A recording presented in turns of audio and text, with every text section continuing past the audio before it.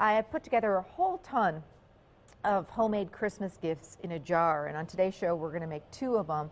Later this week on the Better Half, we're going to make, on Friday, we're going to make a few more. On Friday, we're going to make a beer bread mix in a jar that costs pennies to make, and a dill dip mix in a jar too, and then my Death by Chocolate cake mix that you give in a jar. So you just pick up these great jars. You can get them, anywhere. The craft stores, even they have them right at the grocery store, different sizes, different shapes. I like to buy like a dozen at a time because usually they're cheaper in a case. And then I went and got some fun little ribbon and some stuff to make tags. Now you can kind of print up the tags on a computer, and then I've got these, little like already pre-made gift tags that I just stick my sticker on.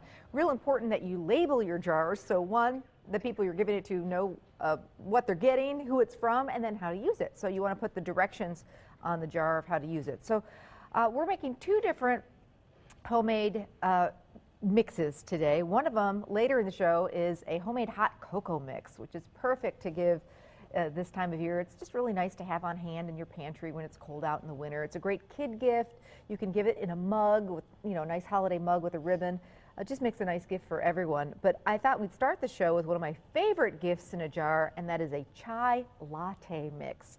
Chai is so wonderful. It's, tea with all sorts of great spices and sugar. It's sugar and spice and everything nice.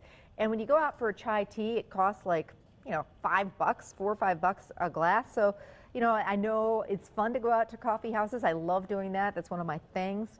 But it's also fun on a cold winter day to be able to make some chai at home. So this is a really fun recipe to have on hand for the holidays, or to make double, triple the batch and put it in a bunch of jars and give it as gifts. So sip a coffee and we're going to get to work. How are you today, Miss Ann? Great. I brought in, that didn't sound like a real great. I'm going to make you feel better after this chai. I really am. I brought in we could not find, if we have one, a tea kettle here at work. So this morning when I left the house, I brought the old tea kettle, and I got the response, "You're going to bring that back, aren't you?" We use this every single day in our house. Boil it the old-fashioned way, make hot tea. The family loves tea and oatmeal and all that kind of good stuff. So got the tea kettle going, and I'm going to get to work on this chai latte mix. So get the biggest bowl you have, and we're going to take some dry powdered milk, and you can get all these ingredients right at the grocery store. This is dry powdered coffee creamer, sugar. This is the powdered iced tea mix. Again, you're going to find this right in the tea aisle. It's the powdered mix, but you want to get the unsweetened, the stuff without the lemon and sugar and all that kind of stuff, because we're putting our own sugar. We already put our sugar in. 1 small box of instant vanilla pudding. You definitely would want to use vanilla. Sometimes seasonally they do an instant pumpkin pudding, which would be like a pumpkin chai mix. It's probably a little hard to find this time of year. You may be able to find a few leftover boxes from Halloween, Thanksgiving, but otherwise you want to stick with vanilla, French vanilla, or maybe the pumpkin. You really probably wouldn't want to do a chocolate chai. And now we're going to do some spices. I've got some cloves. Ground cloves would be better, but we just happen to have whole cloves, and we're going to put this whole mix in the blender and really get it nice and fine, so whole cloves will work. Ginger. Nutmeg. I can just smell what it is, and lots of cinnamon. And that's what chai is all about, all these great spices along with the tea. If you haven't had chai, make this mix or go out for some. It really is wonderful. Ann has never had it. You're going to be in for a treat. I've never met anybody who didn't like it, Ann. So that means that she won't. No, just kidding. Just kidding. Okay, so get out your blender. I think a blender works better than the food processor. I'm going to kind of do this over the sink so that I don't make a big old mess. You know what I'm going to do, actually? I can see a mess happening there. I'm going to use a measuring cup. Yes, I am clever once in a while. And scoop this into my mixer. Why we're doing this is because we really want it to be a fine powder. or my blender, I should say. If you use the ground cloves, you wouldn't have to do this. You could just mix it up, really whisk it well in a bowl.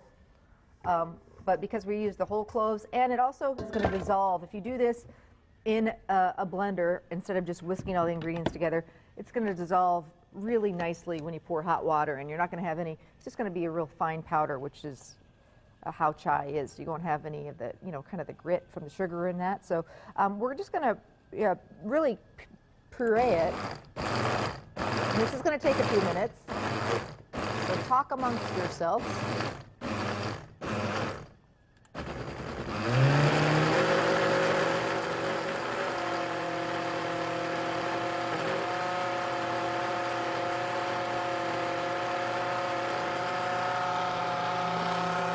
There you go, we're done. It smells so good. Well, we're almost done. See a little bit that needs to be mixed in. While I'm waiting to do this, I want to show a picture. I have a whole bunch of book signings this holiday season.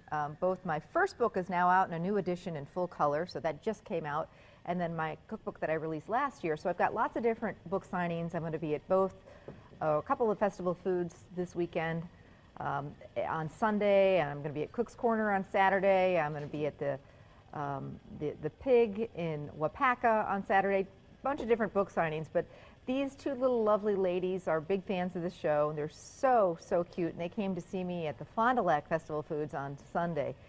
They were with their dad, and it's so cute. So ladies, thanks so much for coming out to see me and taking a picture. Super sweet. Erin is 7 and Ava is 4, and they're cooks in training, grocery shoppers in training, so I love that. Thanks. Come out and see me. I always love seeing you and talking to you and getting your recipes. Okay. Okay, so this is, just takes a couple of minutes until it all is, you can see it really does get nice and fine. So I do recommend doing it, taking an extra step and throwing it in your blender or your food processor. And then just go pick up some jars. Just depends on what size you want to put these in. This one, a wide mouth, make it really easy to load up the jars with the mix. If you've got the smaller jars, you could use a scoop or a funnel to get the mix in here. Give this a smell, Ann. I'm going to give you a cup. I know, Ann's scared. So then you attach a label and you say, in my case, the Cooking Mom's Chai Latte Mix, and then on the back you say, put 2 heaping tablespoons full in a mug, which we're going to do, and then add hot water, boiling water, and then you can top it, if you'd like, with a little bit of homemade whipped cream, a cinnamon stick. Oh, just blow on it, Ann. Ann said, that's going to be too hot for me to try. So good.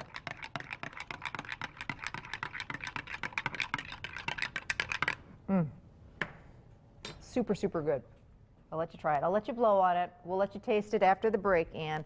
But a little whipped cream and a little extra sprinkle of cinnamon on top makes it extra special. We'll put the recipe for both the hot cocoa mix, which I'm going to do a little later in the show, and the chai latte mix on our website.